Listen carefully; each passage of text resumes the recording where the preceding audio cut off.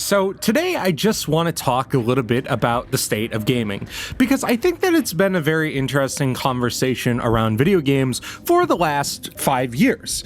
I think that it's no secret that gaming has been in a very interesting spot over the last 5 years. We've had a lot of games release, and I know that 5 years is a big time span, but there's a reason why we're talking about it. Obviously, 2020 had one of the craziest things that our society has ever seen, right? Our modern generation has ever seen. We've seen the first pandemic in a very long time, and it halted a lot of things going on in our economy. It stopped the economy, to be frank with you, and one of the major things that it affected was video games. The reason why I say this is because before 2020, there was this idea that we were going to start going to remote work more and more, but 2020 fast-tracked it. 2020 said, hey guys, go home right now. And these big companies like Activision, EA, CD Projekt Red were not ready to handle that. And we saw that with some of the games that released. Cyberpunk released a complete mess. Like when Cyberpunk released, no secret that game was a complete mess. It was such a mess, in fact, that PlayStation gave people refunds, which is like unheard of in the modern gaming space. It's kind of a joke that like if you pre-order a AAA game, that's your bad because you are going to be experiencing a bad launch. And especially since 2020, those launches have been terrible. There's a lot of games that I can think of that really have just been like straight up bad at launch, or just straight up bad games. And for a long time, it made people say that AAA was dead.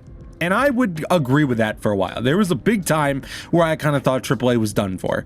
Now, that was until these past 2 weekends. The past 2 weekends, we've gotten Battlefield 6, and I made a whole video about how I was kind of excited for it, and I played a shit ton of it. Now, I unfortunately didn't record any gameplay because I just kind of wanted to have fun with it, and I had fun with the guys. We played a shit ton of it. I did all of the challenges, I hit rank 20, and I played both weekends because I had an actual blast with it.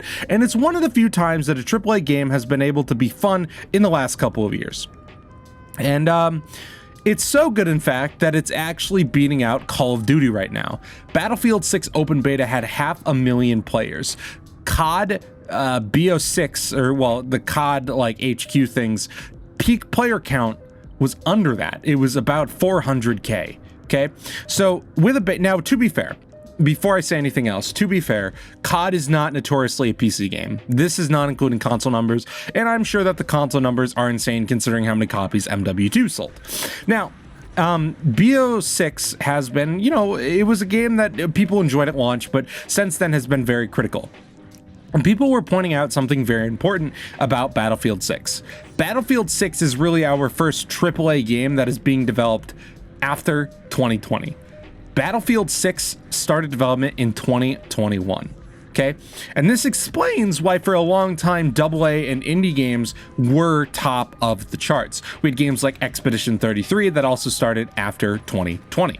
Because 2020 was a year where gaming companies basically had to halt development because they were having to develop games from home now. They weren't able to work in the office. They weren't in a busy environment where people were able to communicate, where people were able to work and come together. And this is why I think gaming's back, because we're starting to see games from Microsoft, we're starting to see games from EA, we're starting to see some games from some other companies where games are starting to look good again, okay?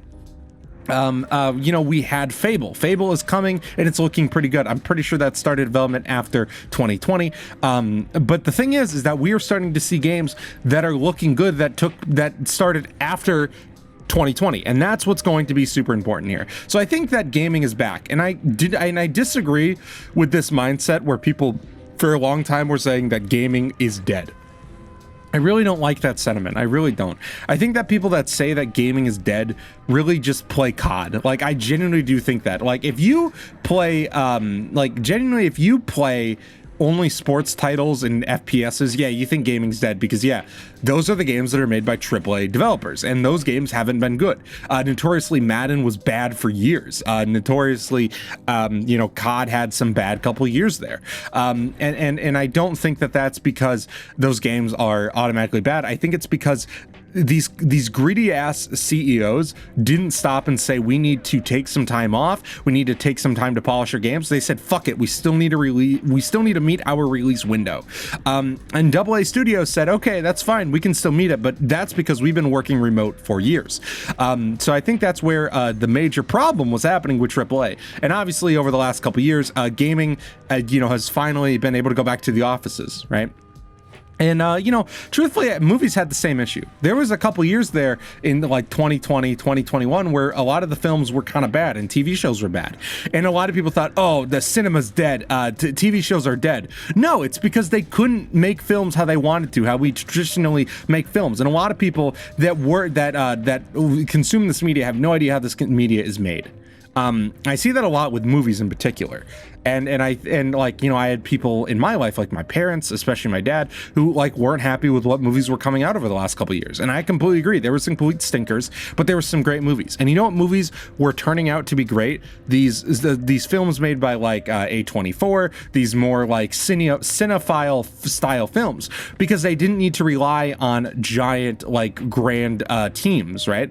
They didn't need to worry about COVID restrictions. They've been kind of working around those for years.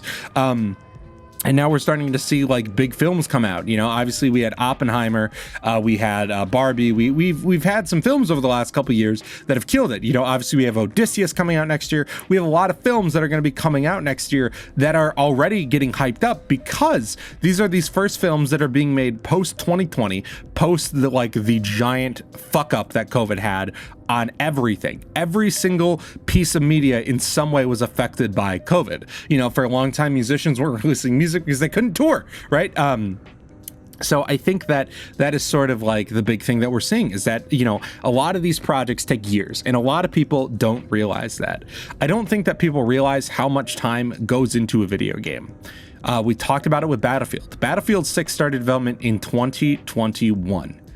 Now, that's 4 years of development time, okay?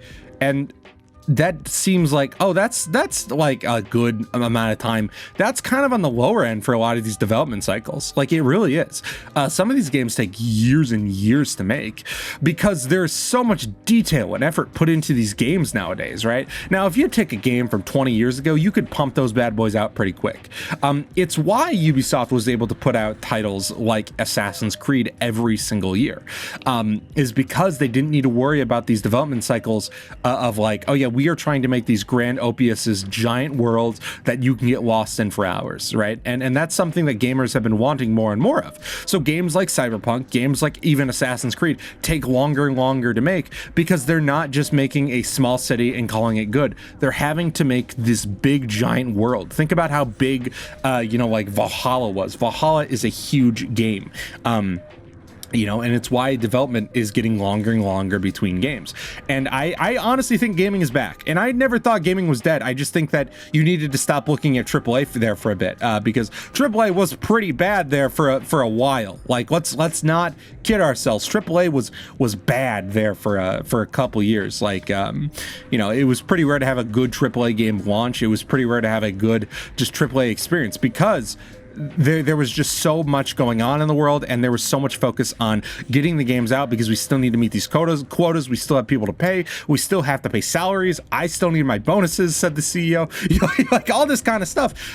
So it was really affecting the developers, and the developers weren't able to meet their quotas because they weren't able to work in the same teams as they were in the office. And I can't go into too much detail, but my partner's brother works in the gaming industry, and and some of the teams that he has worked on have had those same effects, where his teams have been, and he works for a giant studio. I don't want to say it because I don't want to get anybody in trouble, but it is like, he works for a giant team, and he is struggling to like put stuff together because they are all having to work remote. And it's like, and for him, he worked originally on some VR titles that are very popular. So for him, he was able to like kind of adapt because he was already used to working remotely because he was working on smaller VR titles. But then when he moved over to the big team and the big AAA league, he's like, dude, I like, this is fucking terrible. I can't do this, because nobody else knows how to do it. But yeah, no, I just kind of like to get on here and ramble sometimes because I think it's fun. But yeah, anyways, guys, Battlefield 6 is great, and I promise you gaming is back. Don't just hate on gaming and say it's dead because you only play Call of Duty. But anyways, guys, thank you so much for watching, and I will see you in the next video. Peace.